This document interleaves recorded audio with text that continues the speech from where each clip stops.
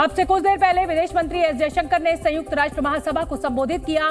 भारत के विदेश मंत्री ने दुनिया के मौजूदा हालात का जिक्र किया और दावा किया कि दुनिया अभूतपूर्व तनाव के दौर से गुजर रही है और कई हिस्सों में चल रहे संघर्ष को खत्म करने का रास्ता कूटनीति और बातचीत ही है।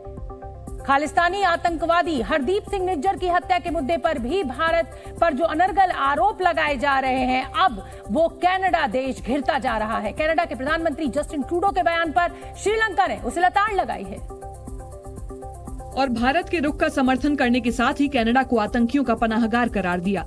Some of the terrorists have found safe haven in Canada. Canadian Prime Minister has this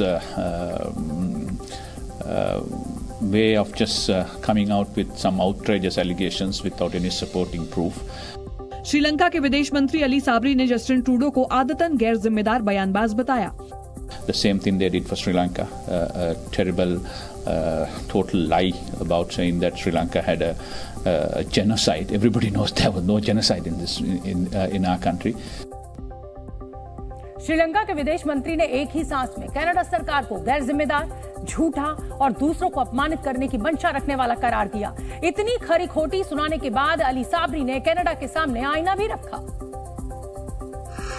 और कुछ दिनों पहले कनाडा की संसद में एक पूर्व नाजी सैनिक यारोस्लाव हंग को मिले सम्मान का जिक्र किया। हालांकि जग हंसाई के बाद ट्रूडो ने माफी मांग ली, लेकिन इससे उनकी नीयत छुप नहीं सकी। Yesterday he had gone and given a rousing welcome to somebody who have associated with the Nazis in the past on the Second World War. So this is questionable and we have dealt it in the past. Sri Lanka के विदेश मंत्री ने बताया कि उन्हें Trudeau की हरकतों से हैरानी नहीं होती। We have categorically rejected those outrageous allegations.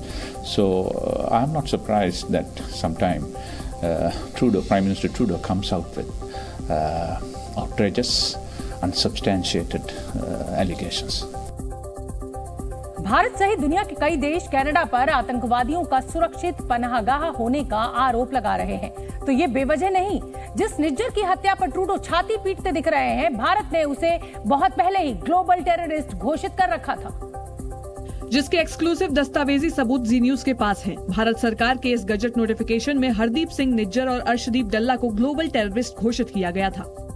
Nijjar और डल्ला को खालिस्तान टाइगर फोर्स का आतंकी घोषित कर गजट नोटिफिकेशन में उनकी करतूतों का ब्यौरा दिया गया, जिसके मुताबिक अर्शदीप डल्ला निज्जर का करीबी है और दोनों का काम कनाडा में रहकर टारगेट किलिंग, वसूली, टेरर फंडिंग, हत्या की कोशिश, अलग अलग समुदायों में नफरत फैलाना और पंजाब के लोगों में दहशत फैलाना बताया गया। जबकि एनआईए की चार्जशीट में दोनों पर इनके अलावा सरहद पार से ड्रग्स और हथियारों की तस्करी के भी आरोप हैं। ये लोग, इसमें से बहुत से ऐसे ग्रुप हैं जो मनी लॉन्ड्रिंग, ड्रग के धंधे कर रहे हैं। इस तरह की भी चीजें रिपोर्ट आ रही हैं पंजाब से। लेकिन इंसानियत का दुश्मन और भारत का मोस्ट वांटेड होने के बावजूद कनाडा निज्जर को पालता रहा और निज्जर टेरर कंपनी बनाकर पंजाब में दहशत फैलाने की साजिश रचता रहा। भारत की जांच एजेंसियों ने खालिस्तानी आतंकवादी संगठनों को पाई के लिए तरसाने की तैयारी अब शुरू कर दी है।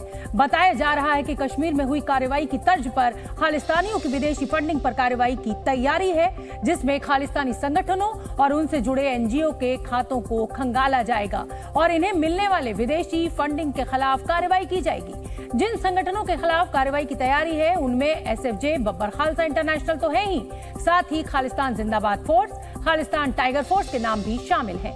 बताया गया कि खालिस्तानियों के जरिए यूके, कनाडा, यूएसए, ऑस्ट्रेलिया और फ्रांस और जर्मनी से होने वाली विदेशी फंडिंग को भी खंगाला जाएगा और इन पर नकेल कसने का जिम्मा एनआईए, ईडी, एफआईयू और इनकम टैक्स डिपार्टमेंट का होगा।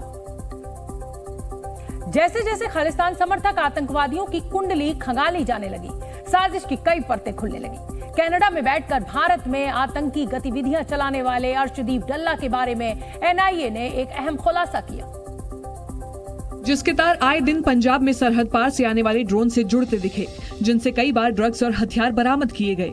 एनआईए की जांच के मुताबिक अर्शदीप डल्ला पाकिस्तान में बैठे कुछ गैंगस्टर के संपर्क में है, जिसकी मदद से वो भारत के पंजाब में हथियार भेजता है। इसी वजह से मुंबई के अपराधियों के कई गिरोहों ने डल्ला से हाथ मिलाया और बदले में खालिस्तानी गतिविधियों में शामिल हो गए।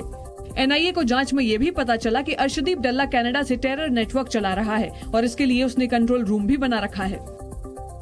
खालिस्तानी आतंकी हरदीप सिंह निज्जर की हत्या के मामले में कनाडा के प्रधानमंत्री जस्टिन ट्रूडो की पोल खुल गई है। कनाडा पुलिस के मुताबिक निज्जर हत्याकांड की जांच अभी भी चल रही है। लेकिन निज्जर हत्याकांड की जांच पूरी होने से पहले ही कनाडा के प्रधानमंत्री जस्टिन ट्रूडो ने भारत पर आरोप लगा दिए। कनाडा की पुलिस का कहना है कि निज्जर मामले की जांच अब भी चल रही है। जी मीडिया ने जांच टीम के प्रवक्ता सार्जेंट टिमोथी पेरोटी से बात की। उन्होंने बताया कि निज्जर हत्याकांड में अभी और सबूतों की तलाश जारी है। उन्होंने ये भी बताया कि निज्जर की हत्या को 3 महीने का वक्त गुजर चुका है, लेकिन अभी तक किसी की गिरफ्तारी नहीं हुई है। यही नहीं, इस मामले की जांच में 16 अगस्त के बाद से कोई भी अपडेट नहीं है। मतलब निज्जर हत्याकांड में कनाडा की जांच एजेंसियों के हाथ अब तक खाली हैं। ऐसे में सवाल ये है कि जब जांच पूरी ही नहीं हुई तो ट्रूडो की ऐसी क्या मजबूरी थी कि उन्होंने भारत पर इस मामले में आरोप लगा दिए। कनाडाई जांच agency integrated homicide investigation team Hardeep Singh Nijjar की हत्या मामले की जांच कर रही है। इस टीम ने निज्जर की हत्या में शामिल कार की पहचान भी कर ली है और जांच टीम ने हरदीप सिंह निज्जर की हत्या में शामिल कार की तस्वीर भी जारी की है। सिल्वर कलर की ये कार टोयोटा कैमरी है। कनाडा पुलिस के मुताबिक कनाडा के सरे शहर में कार का चालक हत्या में शामिल 2 संदिग्धों का इंतजार कर रहा था। कार को 121 स्ट्रीट और 68 एवेन्यू के क्षेत्र में पार्क किया गया था। कनाडा पुलिस के मुताबिक निज्जर की हत्या में कुल 3 लोग शामिल थे। पुलिस को 2 बंदूकधारी और 2008 टोयोटा कैमरी के ड्राइवर की तलाश है। जाँच टीम ने लोगों से कार के बारे में जानकारी मांगी है ताकि निज्जर हत्याकांड की साजिश का खुलासा किया जा सके। खालिस्तान मुद्दे को लेकर अमेरिका पर डबल गेम खेलने का आरोप भी लग रहा है। इसके साथ ही ये भी कहा जा रहा है कि खालिस्तानी आतंकी हरदीप सिंह निज्जर हत्याकांड मामले को लेकर अमेरिका जस्टिन ट्रूडो सरकार को भड़काने में लगा हुआ है। ये आरोप इसलिए लग रहे हैं क्योंकि अमेरिका ने कहा है कि निज्जर हत्याकांड मामले में कनाडा के पीएम जस्टिन ट्रूडो के भारत पर लगाए गए आरोपों से वो चिंतित है। What I will say is we are deeply concerned by the allegations referenced by Prime Minister Trudeau. Bharat Canada के रिश्तों में तनाव के बीच अमेरिका निज्जर हत्याकांड मामले में कनाडा का पक्ष लेता दिख रहा है। We remain in close contact with our Canadian partners, as the Secretary said on Friday. एक तरफ जहां भारत ने कनाडा के आरोपों को बेतुका और राजनीति से प्रेरित बताया है, वहीं दूसरी तरफ अमेरिका कनाडा को इस मामले में अपनी जांच को आगे बढ़ाने की सलाह दे रहा है। We believe it's critical that Canada's investigation proceed and that the perpetrators be brought to justice.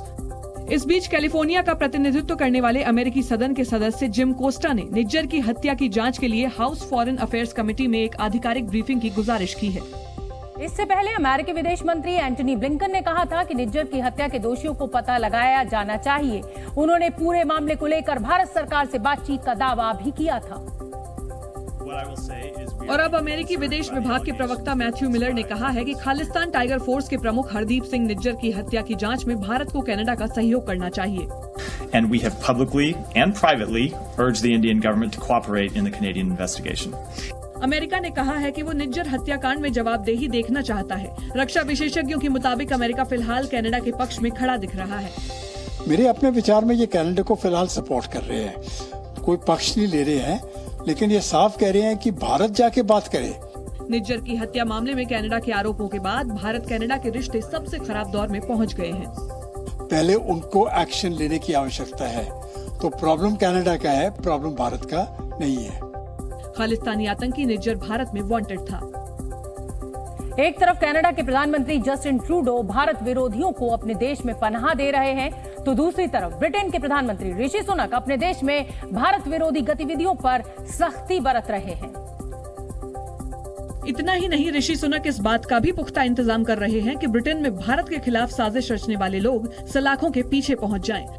Britain के लेस्टर शहर में पिछले साल हुए हिंदू विरोधी दंगे मामले में 22 पाकिस्तानियों को दोषी करार दिया गया है। लेस्टर में पिछले साल सितंबर के महीने में एशिया कप में टीम इंडिया की जीत के बाद पाकिस्तानियों ने भारतीयों पर हमला किया था।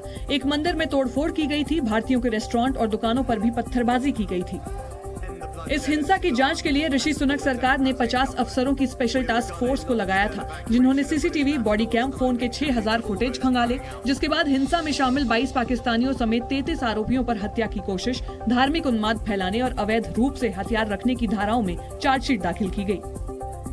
ब्रिटेन के लेस्टर में भारत विरोधी गतिविधियों पर लगाम लगाने के लिए ऋषि सुनक सरकार ने कई और कदम उठाए हैं। फिर से हिंसा न हो, इसके लिए यहाँ रहने वाले विदेशियों का डेटा भी तैयार किया जा रहा है। और इसके लिए ब्रिटेन की भारतीय मूल की गृह मंत्री सुएला ब्रेवरमैन ने लेस्टर में डोर टू डोर सर्वे के आदेश दिए हैं। सभी अप्रवासियों के दस्तावेजों की जांच की जा रही है। सोशल मीडिया पोस्ट पर नजर रखने के लिए विशेष डिजिटल पुलिस सेल बनाई गई है। ये पुलिस सेल साइबर इंटेलिजेंस और AI के जरिए सोशल मीडिया पोस्ट पर नजर रखता है। पिछले साल सितंबर में लेस्टर के दंगे सोशल मीडिया पर डाली गई पोस्ट के बाद ही भड़के थे। लेस्टर में अप्रवासी भारतीयों की संख्या सबसे ज्यादा है। यहाँ 95,000 भारतीय और 20,000 पाकिस्तानी हैं। पीओके में बढ़ रहे जुल्म और अत्याचार के खिलाफ प्रदर्शन भी तेज होता जा रहा है। पाकिस्तानी सरकार के विरोध में ये प्रदर्शन इस बार जिनेवा में दिखाई दिया, जहां संयुक्त राष्ट्र मानवाधिकार परिषद का 54वां सत्र चल कार्यकर्ताओं ने पाकिस्तान के खिलाफ नारेबाजी की और पीओके में पाकिस्तान से आजादी की मांग की।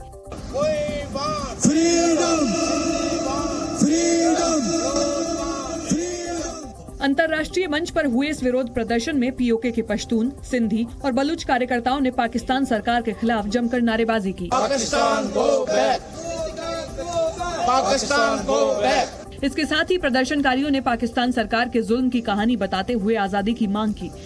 They are facing shortage of electricity, extremism, unemployment, and they are on the street and strongly protesting against the Pakistani occupation and demanding for their freedom from Pakistan.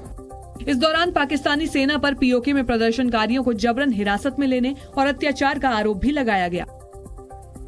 साथ ही इस बात का दावा भी किया गया है कि पीओके में युवाओं को जबरन आतंक की आग में झोंका जा रहा है। पाकिस्तानी सेना पर आरोप लगाया गया कि जो उनका विरोध करते हैं उन्हें मार दिया जाता है। और इसी बात को लेकर वहां लोगों का प्रदर्शन जारी है। People under Pakistani occupation is protesting last 3 months, although our protest is continuous in 1948 and asking Pakistan to vacate this territory because it is not for Pakistan. इस मौके पर प्रदर्शनकारियों ने वैश्विक समुदाय से मदद की अपील भी की। The Pakistani occupied Kashmir, there is a huge infrastructure installed by the Pakistani intelligence agencies, and everywhere they are freely moving around and harassing the people. So we are asking world community and United Nations to look Pakistan exploiting our natural resources. प्रदर्शनकारियों ने दावा किया कि PoK में पाकिस्तानी सरकार ने जुल्म की इंतहा पार कर दी है, जिसे लेकर लोग बेहद गुस्से में हैं और इस मुद्दे को अब संयुक्त राष्ट्र को देखना चाहिए। राजधानी दिल्ली में चोरी की अब तक की सबसे बड़ी वारदात सामने आई है। चोर भोगल इलाके के एक ज्वेलरी शोरूम में घुसे और 25 करोड़ रुपए के गहनों पर हाथ साफ कर दिया। और सुबह जब ज्वेलरी शोरूम के मालिक दुकान खोलने पहुंचे तो वहां का नजारा देखकर उनके होश उड़ गए। शोरूम की दीवार में स्ट्रांग रूम के पास बड़ा छेद दिखाई दिया और बताया गया कि चोर शोरूम के अंदर यहीं से दाखिल हुए। जो शुरुआती जानकारी मिली है उसके मुताबिक चोरों ने छत के रास्ते ताला तोड़कर स्ट्रांग रूम तक पहुंचे और वहां पर स्ट्रांग रूम के बाहर जो दीवार थी उस दीवार में बड़ा सा छेद किया। ज्वेलरी शोरूम के मालिक अभी तक पूरा हिसाब नहीं लगा पाए कि कितना सामान चोरी हुआ है, लेकिन अंदाजन उन्होंने दावा किया कि चोरों ने 20 से 25 करोड़ के गहने चोरी किए हैं। अंदाज 20 से 25 करोड़ रुपए का सामान है। बताया जा रहा है कि चोरों ने सबसे पहले सीसीटीवी कैमरों के तार काटे और फिर तसल्ली से चोरी की वारदात को अंजाम दिया। क्योंकि मामला 25 करोड़ रुपए की चोरी से जुड़ा है, इसलिए दिल्ली पुलिस भी एक्शन मोड में दिखी। जैसे ही पुलिस को 25 करोड़ रुपए की चोरी की जानकारी मिली, पुलिस के आला अधिकारियों के अलावा क्राइम ब्रांच और फॉरेंसिक टीम के अधिकारी भी मौके पर पहुंच गए और घटना स्थल का जायजा लिया। पुलिस ने शोरूम मालिक और वहां काम करने वाले कर्मचारियों से भी पूछताछ की, क्योंकि आशंका जताई गई कि 25 करोड़ रुपए की चोरी के पीछे किसी करीबी या ऐसे शख्स का हाथ हो सकता है जिसे शोरूम के बारे में पूरी जानकारी थी और उसे ये पता था कि शोरूम में करोड़ों के गहने हैं। स्ट्रांग रूम तक पहुंचना आसान काम नहीं होता है, बाकायदा उसके लिए रेकी की जा सकती है या फिर किसी को पूरी अंदरूनी जानकारी होगी कि स्ट्रांग रूम में ज्वेलरी भरे हुए हैं। हालांकि काफी देर तक चली जांच पड़ताल के बाद पुलिस ने चोरों से जुड़े कई सीसीटीवी फुटेज होने का भी दावा किया। इस स्टेज पे हम आपको ये नहीं बता सके कौन है कहां है, पर सीसीटीवी फुटेजेस हैं। पुलिस ने भरोसा दिलाया कि वो जल्द ही आरोपियों को पकड़ लेगी और 25 करोड़ रुपए की चोरी की घटना का खुलासा कर देगी। कोरोना के बाद अब एक नई महामारी का खतरा दुनिया के सिर पर मंडरा रहा है। WHO समेत तमाम स्वास्थ्य विशेषज्ञों ने इस महामारी के बारे में चिंता जाहिर की और अनुमान जताया कि ये महामारी कोरोना से भी ज्यादा घातक और जानलेवा साबित हो सकती है। WHO ने भविष्य में आने वाली इस बीमारी को एक्स नाम दिया है। रिपोर्ट्स के मुताबिक एक्स महामारी कोरोना के मुकाबले 20 गुना ज्यादा लोगों की जान ले सकती है और दुनिया में इससे होने वाली मौत का आंकड़ा 5 करोड़ तक जा सकता है। ब्रिटेन में महामारी एक्स के बारे में चेतावनी जारी की गई है। ये नया वायरस 1918 से 1920 के बीच फैले स्पेनिश फ्लू जितना भयानक हो सकता है। स्पेनिश फ्लू की चपेट में आने से करोड़ों लोगों की जान गई थी। एक्सपर्ट्स ने आशंका जताई है कि महामारी एक्स एक ऐसा वायरस होगा जो खसरे की तरह संक्रामक होगा और इससे जान जाने का खतरा इबोला जितना यानी लगभग 67% तक हो सकता है। यानी 100 मरीजों में 67 की जान जाने का खतरा है। हेल्थ एक्सपर्ट्स का कहना है कि एक्स बीमारी से निपटने के लिए दुनिया को बड़े पैमाने पर टीकाकरण अभियान के लिए तैयार रहना होगा और रिकॉर्ड समय में करोड़ों लोगों को वैक्सीन की खुराक देनी होगी। बॉलीवुड एक्ट्रेस वहीदा रहमान को दादा साहेब फाल्के पुरस्कार से सम्मानित किया गया। अपने शानदार अभिनय से हिंदी सिनेमा को ऊंचाइयों तक पहुंचाने वाली एक्ट्रेस वहीदा रहमान को सिनेमा के सबसे बड़े पुरस्कार दादा साहब फाल्के से सम्मानित किया जाएगा। सूचना और प्रसारण मंत्री अनुराग ठाकुर ने ये घोषणा की। अभिनेत्री वहीदा रहमान 14वीं का चांद, गाइड, प्यासा और कागज के फूल जैसी फिल्मों में अपनी एक्टिंग का लोहा मनवा चुकी हैं।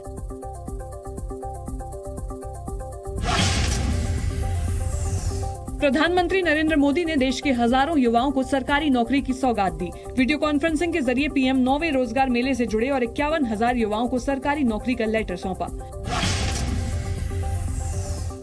प्रधानमंत्री नरेंद्र मोदी के सलाहकार अमित खरे को सर्विस एक्सटेंशन मिल गया है। उनका कार्यकाल अक्टूबर में खत्म हो रहा था, जिसे बढ़ा दिया गया है। अमित खरे 1985 बैच के IAS अधिकारी हैं और उन्होंने ही चारा घोटाला को उजागर किया था। हरियाणा के सीएम मनोहर लाल ने कार फ्री डे के मौके पर बाइक चलाई। मुख्यमंत्री खुद बाइक चलाकर करनाल एयरपोर्ट पहुंचे और लोगों को ट्रैफिक कम करने के लिए जागरूक किया। बीजेपी ने मध्य प्रदेश चुनाव के लिए 39 उम्मीदवारों की दूसरी लिस्ट जारी की और एक बार फिर चौंकाते हुए 7 सांसदों को मैदान में उतार दिया, जिसमें 3 केंद्रीय मंत्री भी हैं। इतना ही नहीं, पार्टी ने अपने राष्ट्रीय महासचिव कैलाश विजयवर्गीय को भी मध्य प्रदेश में विधानसभा चुनाव लड़ने के लिए भेज दिया। यानी बीजेपी ने 7 कद्दावर नेताओं को राष्ट्रीय राजनीति से सीधे मध्य प्रदेश के रण में उतार दिया। इनमें केंद्रीय कृषि मंत्री नरेंद्र सिंह तोमर को दिमनी से टिकट दिया गया। वहीं केंद्रीय मंत्री प्रहलाद पटेल को नरसिंहपुर से चुनावी मैदान में उतारा गया। तीसरे केंद्रीय मंत्री फग्गन सिंह कुलस्ते को निवास सीट से उम्मीदवार बनाया गया। इसके अलावा जबलपुर के सांसद राकेश सिंह को जबलपुर पश्चिम से, सीधी की सांसद रीति पाठक को सीधी से, सतना के सांसद गणेश सिंह को सतना से और होशंगाबाद के सांसद उदय प्रताप सिंह को गाडरवारा से चुनाव मैदान में उतारा गया। वहीं पार्टी महासचिव कैलाश विजयवर्गीय को इंदौर 1 से टिकट मिला। इन बड़े नेताओं को चुनावी मैदान में उतारकर बीजेपी ने एक तीर से कई निशाने साधने की कोशिश की। दरअसल बीजेपी ने नेताओं पर इसलिए दांव लगाया क्योंकि ये सभी अपने अपने क्षेत्रों में मजबूत जमीनी पकड़ रखते हैं।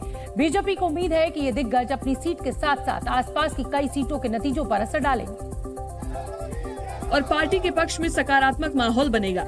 बीजेपी के इस दांव का असर भी दिखा और अपने नेता की उम्मीदवारी से कार्यकर्ता जोश में नजर आए। इंदौर में कैलाश विजयवर्गीय को टिकट मिलने की खबर मिलते ही सैकड़ों कार्यकर्ता ढोल नगाड़े बजाकर अपनी खुशी का इजहार करते दिखे। इस दौरान बीजेपी समर्थक कैलाश विजयवर्गीय को सीएम बनाने की मांग करते हुए भी सुनाई दिए। हमारा मुख्यमंत्री कैसा हो, कैलाश जी कैसा हो, हमारा मुख्यमंत्री कैसा हो, कैलाश जी कैसा हो। कार्यकर्ताओं के समर्थन और आलाकमान के भरोसे से कैलाश विजयवर्गीय भी जोश में नजर आए। कांग्रेस का चोपड़ा साफ करने के लिए हम लोगों को उतारा। वहीं नरसिंहपुर से चुनावी मैदान में उतारे गए प्रहलाद पटेल ने कमलनाथ पर तंज कसा।